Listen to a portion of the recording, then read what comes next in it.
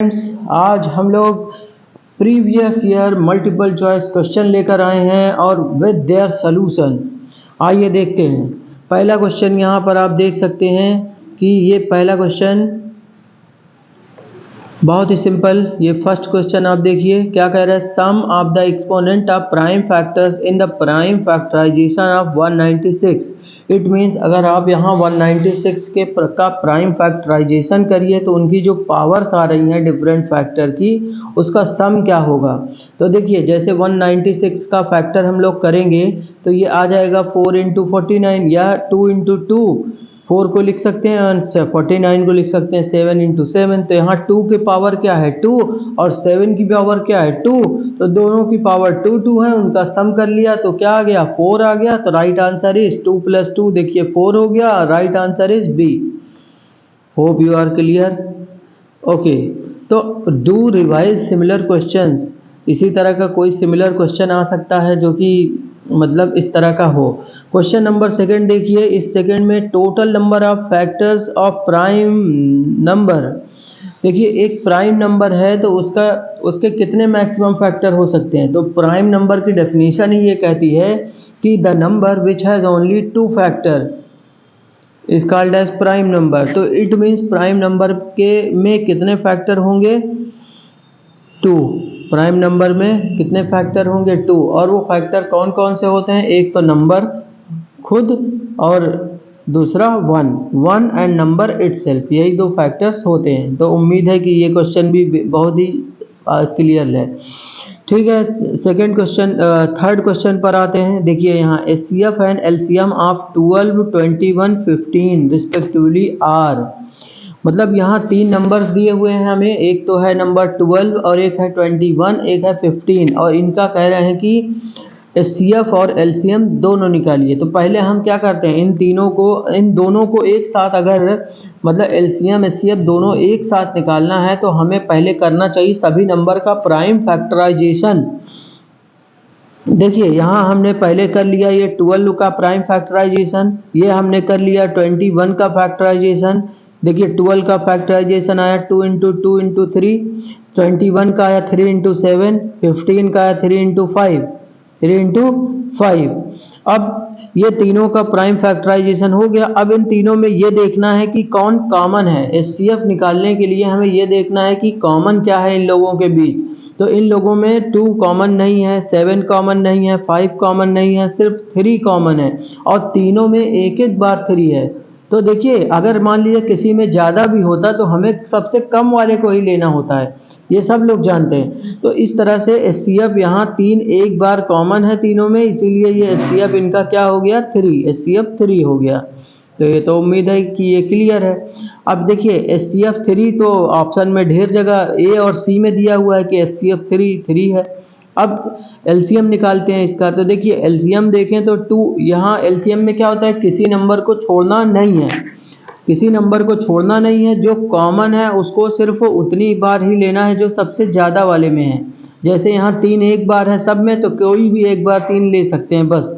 तो इस तरह से देखो 2 × 2 × 3 × 5 × 7 सबका मल्टीप्लाई किया तो देखिए 2 2 जा 4, 4 5 जा 20, 7 3 जा 21, 21 2 जा 42 और एक 0 आगे 420। तो ये हो गया 420, तो 420 आ गया। राइट आंसर इसका क्या हो गया 3n, 420 जो कि सी आंसर है। तो उम्मीद है कि आपको ये क्लियर हुआ होगा बिल्कुल अच्छे से। आइए आगे बढ़ते हैं। तो देखिए नेक्स्ट क्वेश्चन हम लोग यहाँ से देख सकते हैं क्वेश्चन नंबर 4।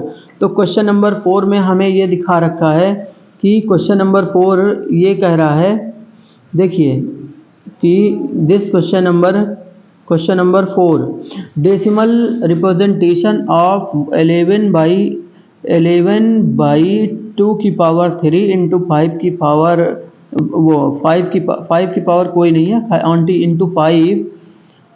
इंटू 5 है ना, और विल बी ऑप्शन ए है terminate after 1 decimal place, terminate after 2 decimal place, terminate after 3 decimal place. तो राइट आंसर है टर्मिनेट आफ्टर 3 डेसिमल प्लेस। कैसे ये टर्मिनेट आफ्टर 3 डेसिमल प्लेस है, इस बात को देखते हैं।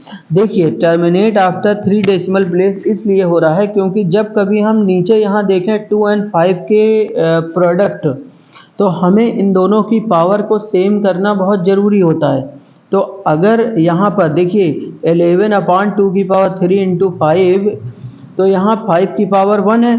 अब इस पावर को हमें इक्वल करना होगा ताकि जिससे कि हमें जीरो की संख्या का पता चल सके।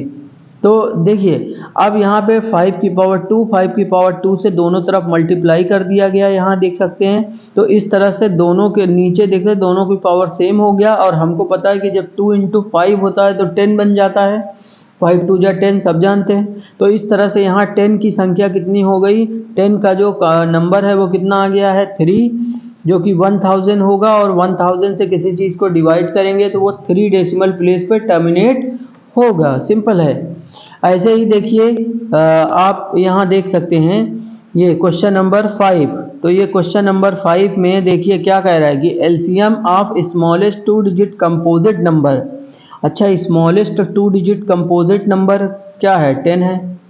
सबने देखा कि भाई 2 डिजिट, अगर स्मॉलेस्ट कंपोजिट नंबर की बात होती तो वो तो 4 है, लेकिन 2 डिजिट की बात हो रही है, स्मॉलेस्ट 2 डिजिट कंपोजिट नंबर, तो वो तो 10 है। तो देखिए 10 हो गया smallest 2 digit composite number, smallest composite number हो गया 4। अब इसका अगर एलसीएम ले लें हम लोग, तो एलसीएम ले लेंगे 4 और 10 का, तो इसका एलसीएम आएगा 20। इसका एलसीएम क्या आ जाएगा 20। तो यहाँ सी ऑप्शन एकदम करेक्ट है। देख सकते हैं कि इनका एलसीएम कितना आएगा 20। सिंपल है। आइए आगे बढ़ते हैं क्वेश्चन नंबर 6 पर। देखिए क्वेश्चन नंबर 6 में क्या कह रहे हैं कि LCM HCF of two number is 27 and their LCM is 162. If one number is 54 then find the other number। तो हमें अदर नंबर के लिए पूरा फॉर्मूला है। क्या हमें फॉर्मूला पता है, other number is equal to, क्या other number is equal to, हमें क्या फॉर्मूला पता है कि देखिए हमें पता है कि LCM into SCF is equal to product of number, product of 2 number. तो उसमें से एक नंबर देखिए other number, this other number is equal to LCM into SCF divided by first number. और इसको हम लोगों ने पूरी तरह से सॉल्व कर लिया, तो ये आ गया कितना 81। तो इसका करेक्ट ऑप्शन क्या है, D option is correct. This is 81 and D option is correct. तो you can see the D option is correct. Okay, now see question number 7। तो see this question number 7 says, question number 7 says HCF of 144 and 198 is। यहाँ पे option भी 4 option दिए हुए हैं। अब देखिए वो ऑप्शन क्या है, एक ऑप्शन है 9, एक ऑप्शन है 9, option A 9, option B 18 and option C 16 and 12। तो इसका आंसर आप देख सकते हैं, यहाँ पे हमने इसको सॉल्व कर रखा है कि 144 का पहले फैक्टराइजेशन करेंगे 144 का। तो 144 का फैक्टराइजेशन हो जाएगा तो 2 इंटू 2 12 इंटू 12 होता है। तो 2 यहाँ पे 2 इंटू 2 इंटू 2 इंटू 2 4 टाइम्स 2 आ रहा है एंड 2 टाइम्स 3 आ रहा है। 2 की पावर 4, 3 की पावर 2। और 198 का करते हैं तो 2 इंटू 3 इंटू 3 इंटू 11 ये हो रहा है। यहाँ 2 की पावर 1, 3 की पावर 2, 11 की पावर 1। अब इनका जब HCF लेते हैं तो इन लोगों में कॉमन पहले क्या है, 2 कॉमन है। यहाँ 2 4 बार है, यहाँ 2 1 बार है। तो हमें सबसे कम वाले को लेना चाहिए, HCF ले रहे हैं तो इसलिए हमने एक 2 ले लिया यहाँ पर इसलिए हमने एक 2 ले लिया। ऐसे 3 देखिए तो 3 यहाँ 2 बार है और यहाँ भी 2 बार है, तो इसलिए 3 की पावर 2 लेना पड़ा। ठीक है, तो इस तरह से 3 की पावर 2 और कोई चीज़ तो कॉमन है नहीं, तो HCF बस इतना ही हो गया। अब इसी को मल्टीप्लाई कर लेते हैं। तो मल्टीप्लाई किया, देखिए 3 इंटू 3 कर लिया तो कितना आ गया 9 आ गया।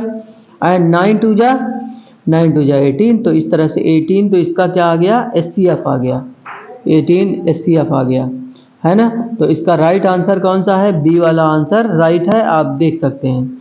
ऐसे ही क्वेश्चन नंबर 8 पर आ जाएं। क्वेश्चन नंबर 8 क्या कह रहा है, देखिए क्वेश्चन नंबर 8 कह रहा है 225 कैन बी एक्सप्रेस्ड एज, 225 को हम लोग एक्सप्रेस कर सकते हैं, मतलब उनके प्राइम फैक्टर कर लें। तो देखिए इनका 225 का प्राइम फैक्टराइजेशन करेंगे तो हमें मिलेगा, तो देखिए ये 15 इंटू 15 होता है, सबको पता है कि 15 इंटू 15 कितना होता है 225। तो इस तरह से 15 का 3 इंटू 5 3 इंटू 5, तो इस तरह 3 इंटू 3 इंटू 5 इंटू 5, इस तरह से 3 की पावर 2 5 की पावर 2। तो right your answer will be 3 की पावर 2 5 की पावर 2, जो कि सी ऑप्शन इज करेक्ट। यहाँ पे सी ऑप्शन करेक्ट आप देख सकते हैं, है ना, ये फैक्टर हो गए इसके, ये देख सकते हैं।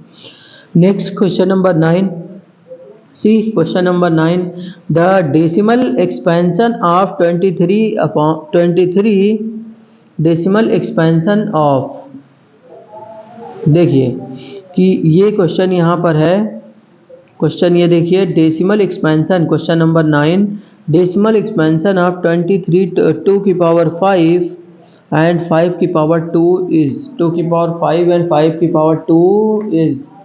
तो यहाँ आप देखिए कह रहे हैं कि ये कितने डेसिमल प्लेस पे टर्मिनेट होगा, क्वेश्चन ये कह रहा है। तो अब इसमें भी हमें 2 एंड 5 का पेयर कंप्लीट करना होगा। यहाँ 2 की पावर कितना है 5, तो ये 5 डेसिमल पे टर्मिनेट करेगा।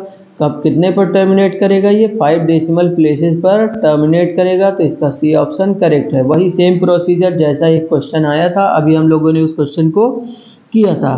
तो उम्मीद है कि आपको ये बात समझ में आ रही होगी।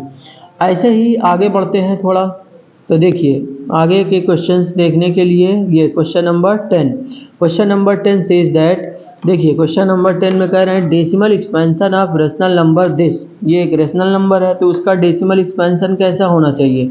अच्छा हम क्यों, जो उसका डिनोमिनेटर होता है, कोई भी फ्रैक्शन दिया हुआ है तो उस फ्रैक्शन का डिनोमिनेटर देख करके हम बता सकते हैं कि which one is terminating and which one is repeating. तो यहाँ देखिए डिनोमिनेटर है, ये डिनोमिनेटर रहा, इस डिनोमिनेटर का हमने क्या कर लिया, फैक्टर किया।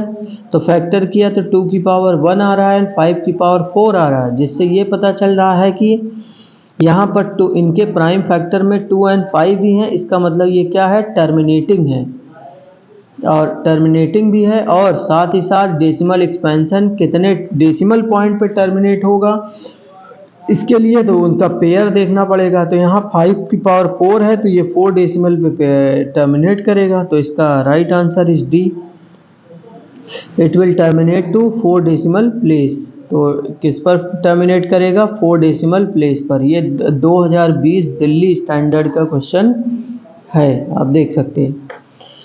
आइए आगे बढ़ते हैं क्वेश्चन पर फिर से। तो आगे क्वेश्चन है question number C, this question number 9, question number 10 हो गया। क्वेश्चन नंबर 11 देखते हैं। क्वेश्चन नंबर 11 देखिए, ये क्वेश्चन नंबर 11 क्या कह रहा है कि 2.35 के ऊपर बार, देखिए ये क्वेश्चन दिया हुआ है, इसके ऊपर bar is an integer, a rational number, an irrational number, or natural number. तो क्या ये नेचुरल नंबर है, क्या ये इंटीजर है, क्या ये इरेशनल नंबर है, कि ये रेशनल है। तो देखिए रिपीटिंग डेसिमल जो होते हैं, ये रिपीटिंग डेसिमल है एक तरह का, जो कि टर्मिनेट नहीं हुआ है, नॉन टर्मिनेटिंग रिपीटिंग डेसिमल है। तो ये एक रेशनल नंबर है, क्योंकि रेशनल नंबर का जो डेसिमल होता है वो दो तरह का हो सकता है, एक तो रिपीटिंग और एक दूसरा नॉन टर्मिनेटिंग, इस तरह से हो सकता है, आप जानते ही हैं। ठीक है, आगे थोड़ा बढ़ते हैं। आगे क्वेश्चन नंबर 12, 2√3 इज एन, देखो 2 इंटू √3 इसका मतलब है, तो यहाँ इरेशनल नंबर एक है तो इरेशनल होना चाहिए इसको, तो एन इरेशनल नंबर, ये एक इरेशनल नंबर है। ठीक है, क्वेश्चन नंबर 13 में आ जाते हैं। The product of non zero rational number, product of non zero rational number and N irrational number is, non zero rational number and irrational number is, तो always an irrational number. तो ये हमेशा क्या रहता है कि इरेशनल नंबर, मतलब आप एक रेशनल नंबर और इरेशनल नंबर को मल्टीप्लाई करेंगे तो रेशनल इरेशनल ही आएगा हमेशा। तो देखिए question number 14 for m integers.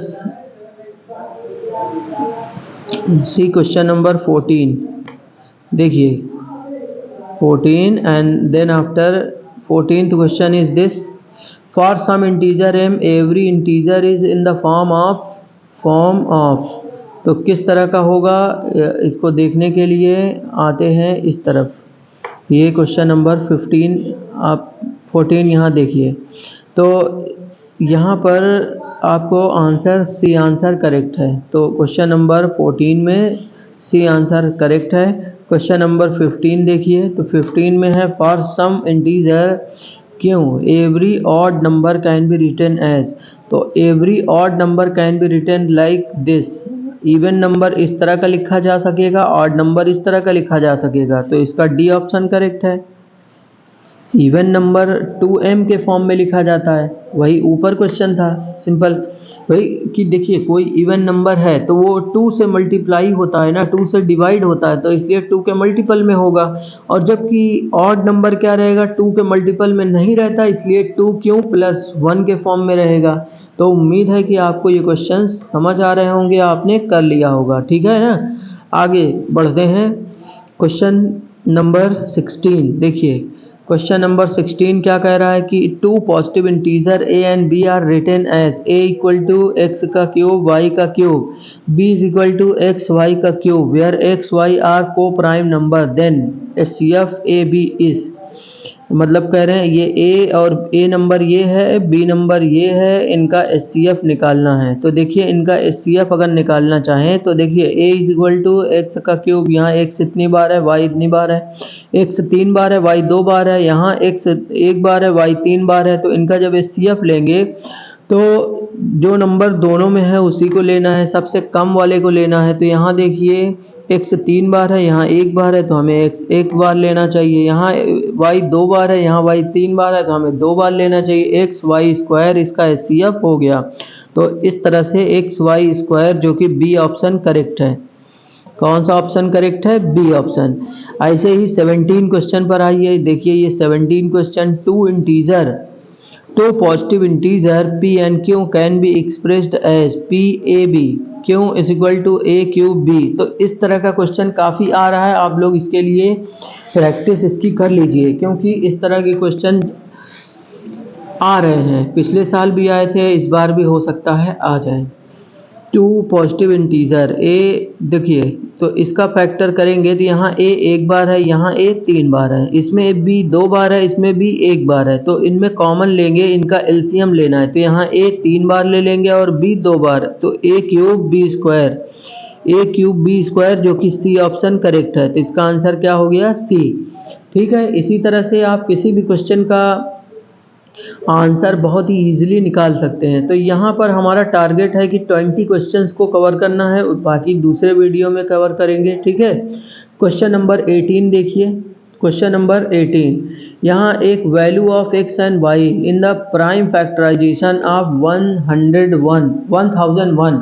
तो यहाँ 1001 का प्राइम वो ट्री मेथड से प्राइम फैक्टराइजेशन किया जा रहा है। तो इसको किस नंबर से काटा गया है, इसको किस नंबर से डिवाइड किया गया है कि 143 आ जाए। तो यहाँ आप ध्यान से देख पाएंगे कि ये 7 से देखिए x को अगर 143 से डिवाइड करें तो 7 आ जाता है। इसका मतलब इसको 7 से डिवाइड किया गया था। तो x is equal to 7 and y 143 को 11 से डिवाइड करें तो 11 1 जा 3 11 3 जा। इसका मतलब यहाँ y की जगह 13 आएगा, x की जगह आ गया 7, x की जगह आ गया 7 और इसकी जगह आ गया 13। तो इस तरह से 7 एंड 13 जो कि ए ऑप्शन करेक्ट है। ओके, क्वेश्चन नंबर 19 में देखिए, least number that is divisible by all number from 1 to 10 both inclusive मतलब 1 से लेके 10 नंबरों से कटने वाला वो नंबर निकालने के लिए हमें इन सब का क्या लेना पड़ेगा, एलसीएम। इन सब का जब एलसीएम ले लेंगे तो देखिए इस प्रोसेस से एलसीएम लेंगे और एलसीएम लेने के बाद हमें ये इस तरह का लिया एलसीएम और इनका जब मल्टीप्लाई करेंगे